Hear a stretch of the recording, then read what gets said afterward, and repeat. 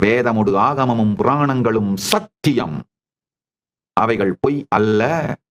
சனாதன ஹிந்து தர்மம் சத்தியம், அவைகள் சொல்லும் எல்லா உயர்நிலைகளும் மனிதனுக்கு சத்தியம். Multiple Puranas different reference centres use பண்ணாலும் கன்சிஸ்டன்ட் ரேஷியோவை தான் ஈல்ட் ஆகுதுங்க. ஃபைனலா ரேஷியோ போட்டோம்னா இது மொத்தமும் புனைப்பு படைப்பு அல்ல, புனைதல் அல்ல அப்படிங்கறத மிக தெளிவா ப்ரூவ் பண்ணுது. This alignment of cosmology, narrative accounts, அத கால்குலபிள் பிசிக்ஸ், அதாவது மிக தெளிவாக கால்குலேட் பண்ணக்கூடிய அந்த இயற்பியல், இது எல்லாமே establishes the scientific authenticity of Puranic cosmology. புராணங்கள் சொல்லுகிற காஸ்மாலஜியோட ஆத்தென்டிசிட்டிய சயின்டிபிக்கா நம்மளால எஸ்டாப்ளிஷ் பண்ண முடிகிறது. ஏன்னா இந்த காஸ்மாலஜியோட அலைன்மெண்ட், கால்குலபிள் பிசிக்ஸ், இந்த நரேட்டிவ் அக்கவுண்ட்ஸ், இது எல்லாம் மிக தெளிவா scientific authenticity of the Puranic cosmology establish பண்ணிடுது. அறுதியாகவும் இறுதியாகவும் உறுதியாகவும் இந்த சத்தியங்களை சொல்றேன், உள்வாங்கிக்கோங்க. Puranas encode relativistic and reference frame physics using symbolic language but facts. By decoding the cyclic spiral time, reference based distance and loca specific time dilation, we can reconstruct a coherent cosmic model that reveals the divinity to the science.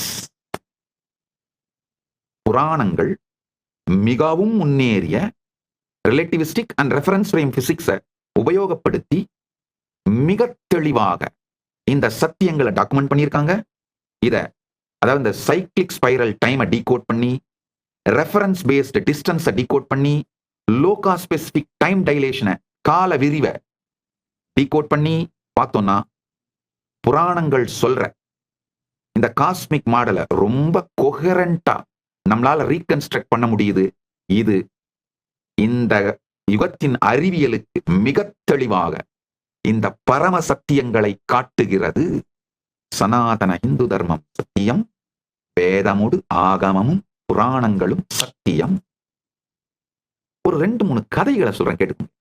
பிரபஞ்ச வரலாற்று பதிவுகள் தான் புராணம். பாகவதத்துல ஒரு அழகான ஒரு வரலாற்று பதிவு இருக்கு.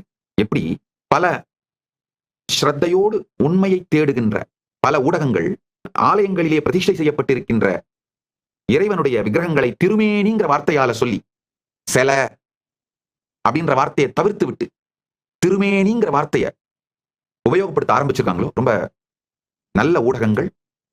ஆலயங்களிலே பெருமான் அர்ச்சாவதாரமாக எழுந்தருளி இருக்கின்ற அந்த விக்கிரகங்களை திருமேனி என்கின்ற வார்த்தையாலே சொல்ல துவங்கி இருக்கிறார்கள். அது மிகப்பெரிய எனக்கு சந்தோஷத்தை கொடுக்குது. அதே மாதிரி அந்த ஊடகங்கள் எல்லாம் தயவு செய்து இதுக்கு மேல புராணத்தை பிரபஞ்ச வரலாறு என்கின்ற வார்த்தையாலே சொல்ல வேண்டும் என்று வேண்டுகோள் வைக்கின்றேன். அதாவது இந்து மதத்தை ஸ்ரத்தையோடு ஏற்றுக்கொள்ளுகிற எல்லோரும், எல்லா ஸ்ரத்தையோடு இருக்கின்ற இந்துக்களும் தயவு செஞ்சு புராணங்களை ஆங்கிலத்துல மித்துன்னு டிரான்ஸ்லேட் பண்ணாதீங்க, மித்தாலஜின்னு சொல்லாதீங்க. பிரபஞ்ச வரலாறுங்கிற வார்த்தையை மட்டும் உபயோகப்படுத்தி சொல்லுங்கள். காஸ்மிக் ஹிஸ்டரி, பிரபஞ்ச வரலாறு, ஆங்கிலத்துல cosmic history, history of the universe அப்படிங்கிற வார்த்தைகளால சொல்லலாம். தமிழ்ல பிரபஞ்ச வரலாறு அப்படின்னு சொல்லலாம். பாகவதத்திலே இருக்கின்ற ஒரு வரலாற்று நிகழ்வு. இதை புரிஞ்சுக்கிட்டு புராணங்களை படிச்சீங்கன்னாங்க, அப்பா அது எவ்வளவு பெரிய ஞான களஞ்சியம், வரலாற்று பேரறிவு களஞ்சியம். இதை படிச்சீங்கன்னா நம்ம முன்னோர்கள் எவ்வளவு பெரிய சக்திமான்கள், எவ்வளவு உயர்ந்தவர்கள்னு புரிஞ்சு நம் முன்னோர்கள் மீது கடந்ததன் மீது மரியாதை வந்தால்தான் அதை எதிர்காலத்திலே மீண்டும் உருவாக்கும் திறனும் சக்தியும் தெளிவும் வருங்க. நல்லா புரிஞ்சுக்கோங்க. இந்துக்கள், இந்து மதத்தை வாழ்க்கையாக நம்புபவர்கள், இந்து இயக்கங்களின் தலைவர்கள், இந்து மதத்தை முன்வைத்து அரசியல் நடத்துபவர்கள், இவங்க எல்லாருமே புராணங்கள் மீதும் வேதம் ஆகமம் புராணங்கள் மீதும் ஸ்ரத்தை வந்து அவை சத்தியம் என்று புரிந்து கொண்டால்தான் அவங்க பொலிட்டிக்கல் பவரை கூட இந்து மதத்தோட இன்ட்ரெஸ்டுக்கு அட்வான்ஸ் பண்றதுக்கு யூஸ் பண்ணுவாங்க. இல்லைன்னா இந்து மதத்தை அவங்க பொலிட்டிக்கல் பவர் கெயின் பண்றதுக்கு தான் யூஸ் பண்ணுவாங்க. வேதமுடு ஆகமம் புராணம் சத்தியம்னு புரிஞ்சா, உணர்ந்து கொண்டால் அவங்க பொலிட்டிக்கல் பவரை இந்து மதத்தோட இன்ட்ரெஸ்ட் ஃபர்தர் பண்றதுக்கு யூஸ் பண்ணுவாங்க. பொலிட்டிக்கல் பவரோ இல்ல ஜுடிஷியல் பவரோ இல்ல எக்ஸிகியூட்டிவ் பவரோ அவங்களுக்கு என்ன பவர் இருக்கோ அதெல்லாம் இல்லைன்னா இந்து மதத்தை அவங்க பொலிட்டிக்கல் கெயினுக்கு யூஸ் பண்ணுவாங்க. அவ்வளவுதான். ஏன்னா உள்ளுக்குள்ள இந்த சத்தியங்கள் உண்மைன்னு புரிஞ்சு கன்வின்ஸ் ஆகலைன்னா மேம்போக்கா எப்படியே ஒரு சோசியலா விளையாடிட்டு விட்டுருவாங்க. இதோட ஆழம், முக்கியத்துவம் இதெல்லாம் புரியாமல் இந்து மதத்தை வெறும் ஒரு பொலிட்டிக்கல் பவர் கெயினுக்காகவும் இல்ல ஏதாவது ஒரு சோசியல் பவர் கெயின், ஏதாவது அந்த டைம்ல அந்த பவர் கெயினுக்காக யூஸ் பண்ணிட்டு விட்டுருவாங்க. இந்துக்களை விழித்துக் கொள்ளுங்கள். இந்து இயக்கங்கள்னு நீங்க யாரை நம்புறீங்களோ, இந்து அரசியல்வாதிங்கன்னு நீங்க யாரை நம்புறீங்களோ, இந்து குருமார்கள் நீங்க யாரை நம்புறீங்களோ, இந்து சமூக தலைவர்கள் நீங்க யாரை நம்புறீங்களோ அவங்க எல்லாரும் நம்முடைய வேதம், ஆகமம், புராணங்களை ஆழமாக நம்புகிறார்களா, கடைபிடிக்கிறார்களான்றதை மட்டும் பார்த்துருங்கய்யா. அதுதான் அடிப்படை பேஸ்லைன் ஸ்கேல். ஒரு சின்ன சோசியல் மீடியா சேலஞ்ச். நீ are you living spiral or linear?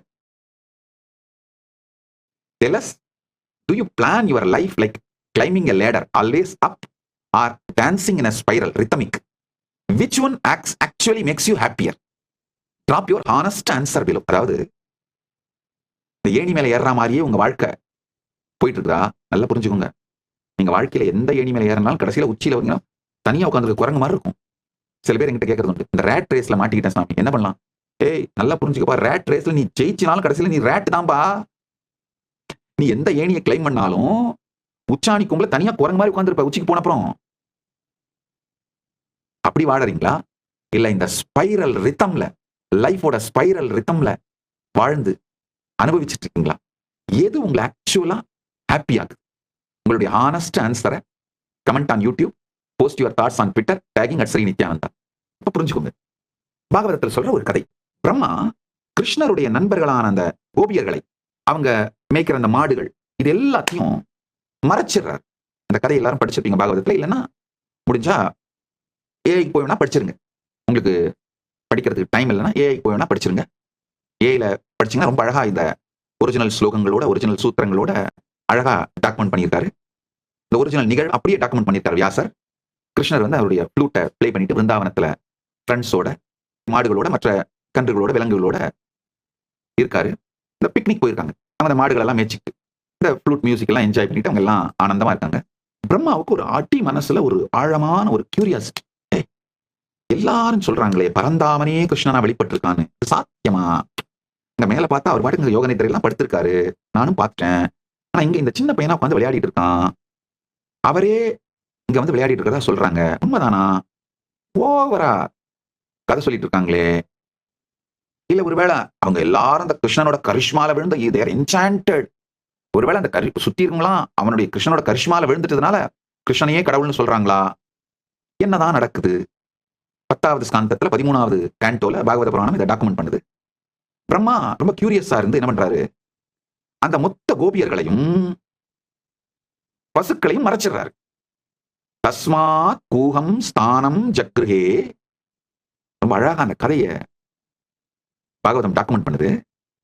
தஸ்மாத் கூகம் ஸ்தானம் ஜக்ருஹே வத்சான் கோபான் அதாபரே பிரம்மா ஸ்வாயாம் சக்யா தேஷாம் நித்ராம் ஜகௌ ஹரேர் நிருப. பிரம்மா மாயையான மறைவு நிறைந்த இடத்திலே கன்றுகளையும் கோபால குழந்தைகளையும் ஒளித்து வைத்தான். தன் சொந்த மாயா சக்தியால் ஹரியின் நண்பர்களான அவர்களை ஆழ்ந்த உறக்கத்தில் ஆழ்த்தினான். கதை. பிரம்மா வந்து மொத்த இந்த கோபர்களையும் இந்த மாடுகளையும் கடத்திட்டு போய் மறைச்சு வச்சு அவங்க எல்லாம் தூக்கத்துல போட்டுறாரு. கிருஷ்ணன் தன்னுடைய பரமசக்தியினாலே, தன் இருப்பின் சாநித்தியத்தின் சக்தியினாலேயே மொத்தமா அந்த கோபர்கள், மாடுகள் அனைத்தாவும் மாறி அவர் பாட்டுக்கு மொத்த பிருந்தாவனத்தோட வாழ்க்கையும் இயற்கையா நடத்திட்டு இருக்காரு. பிரம்மா என்ன பண்றாரு, இந்த கோபர்களையும் விலங்குகளையும், அந்த பசு கன்று அனைத்தையும் மவுண்ட் சுமேருல தன்னுடைய சக்தியை யூஸ் பண்ணி மறைச்சிடுறாரு. கிருஷ்ணன் வந்து பாக்குறாரு. பார்த்துட்டு இவங்கெல்லாம் யாரும் காணாமது பார்த்து ஒரு வினாடி கூட அவர் கலங்கல. தன்னுடைய யோக சக்தியினாலே அத்தனையும் அப்படியே creating identical duplicate boys and cops indistinguishable from the original. அதாவது மூலத்திற்கு, ஒரிஜினலுக்கு எந்த விதமான வித்தியாசமும் இல்லாத அப்படியே காப்பியை தன்னுடைய யோக சக்தியால் உருவாக்கிறார். உருவாக்கி அந்த கோபர்கள், அந்த ஆடு மாடுகள் எல்லாம் அவங்க கண்டினியூ, அவங்க விளையாடுறாங்க, சாப்பிடுறாங்க, லிவிங் நார்மல் லைஃப். இது ஒரு ஃபுல், இந்த பூமண்டலத்துல ஒரு ஃபுல் வருஷம் பீரியடுக்கு நடக்குது. எல்லாம் ஸ்மூத்தா போயிட்டு இருக்கு. பிரம்மா வந்து திரும்ப எட்டி பாக்குறாரு. நடுநடுங்கி போயிடுறாரு பிரம்மா. என்னையா, என்ன நடக்குது? நான் தான் எடுத்து மறைச்சு வச்சேன். இங்க பார்த்தா கிருஷ்ணன் அந்த கோபர்களோடும் அந்த விலங்குகளோடும் ஒண்ணுமே நடக்காத மாதிரி வாழ்ந்துட்டு இருக்காரு. உடனே பிரம்மா என்ன பண்றாரு, கரெக்டா அந்த சுமையர் வெட்டி பாக்குறாரு. பார்த்தா அவர் எடுத்து போய் ஒளிச்சு வச்ச அந்த ரியல் அந்த பாய்ஸ், அந்த ஆடு மாடுகள் எல்லாம் தூங்கிட்டு அங்கதான் இருக்கு. ஆனா இங்க தனியா இருக்காங்க. இங்க இவங்க அதே மாதிரி, அதே பசங்க, அதே கோபர்கள், அதே ஆடு மாடுகள் அங்கேயே இருக்கு. இங்க பிருந்தாவனத்திலையும் இருக்கு. ஒரு வினாடியில் பிரம்மா விழித்துக் கொள்ளுகின்றார். அவருடைய புத்திக்கு தெளிவு வந்து விடுகின்றது. கிருஷ்ணர் தன்னுடைய யோக சக்தியினாலே இது மொத்தமாகவும் விரிந்து இயல்பாக பிருந்தாவனத்தை நடத்தி கொண்டிருக்கின்றார் அப்படின்னு. இது பிரம்மாவுக்கு புரிஞ்ச உடனேயே கிருஷ்ணன் தன்னுடைய 4 கரத்தோடு சதுர்புஜனாக விஷ்ணு வடிவத்தை காட்டி ஒவ்வொரு கோபனும் ஒவ்வொரு பசுவும் கன்றும் தானே என்பதையும் அது ஒவ்வொன்றுத்துக்குள்ளேயும் இந்த பிரபஞ்சமே இருப்பதையும் காட்டுறார்.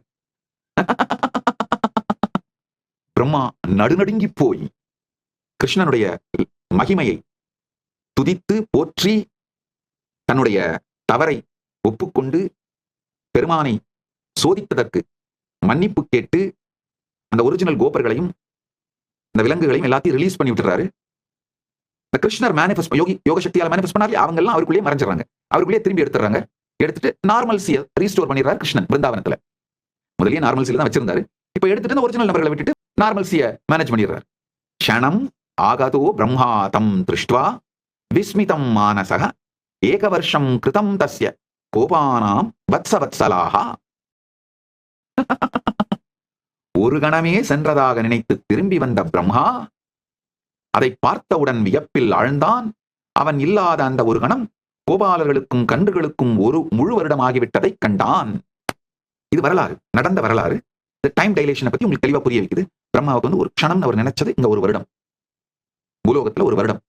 ஆக்சுவலா அவர் பூலோகத்துல தான் மறைச்சு வைக்கிறாரு. ஆனா அவருக்கு வந்து ஒரு க்ஷணம் தான் மறைச்சு வச்சுதான் அவர் நினைச்சாரு. ஒரு க்ஷணத்துக்குள்ள திரும்பி பார்க்கும்போது இங்க ஒரு வருடம் ஆயிருந்து. ஆனா அந்த ஒரு வருடத்தாலே இந்த மாற்றமும் இல்லாமல் கிருஷ்ணன் தன்னுடைய யோக சக்தியினாலே இந்த லீலையை நடத்திட்டு இருக்கார். டைம் டைலேஷனை பத்தி நீங்க புரிஞ்சுக்கிறதுக்கான வரலாற்று பதிவு. வெறும் இந்த 28 நாள் மட்டும் எனக்கு கொடுங்க. எனக்கு கொடுங்கன்னா நான் உடனே உங்களை ஆசிரமத்துக்கு வந்துருங்கன்னா கூட கூப்பிடல. அப்படி வந்திருக்க முடிஞ்சா வாங்க.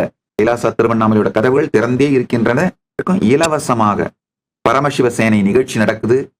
உணவு, தங்குமிடம், வகுப்புகள் அனைத்தும் இலவசமாக கொடுத்து வகுப்பு கொடுக்குறேன். அது 5 லட்சம் ரூபாய் பெருமானுடைய ப்ரோக்ராம் இலவசமா கொடுக்குறேன். அது ஒரு பக்கம். 2வது, இந்தியா முழுக்க யாத்திரை பண்ணணும்னு நினைக்கிறவங்களுக்கு, பரிவிராஜ யாத்திரையா போகணும்னு நினைக்கிறவங்களுக்கு இந்த 1 மாத வகுப்பையும் இலவசமா கொடுத்து 5 லட்சம் ரூபாய் பெருமானுடைய வகுப்பையும் இலவசமா கொடுத்து நீங்க யாத்திரை போறதுக்கு குறைந்தபட்சம் 1 லட்சமாவது ஒவ்வொருவருக்கும் செலவழிக்கின்றேன். கைலாசா திருவண்ணாமலையில் நடைபெறும் பரமசிவசேனா பயிற்சி முகாமில் இணையுங்கள்.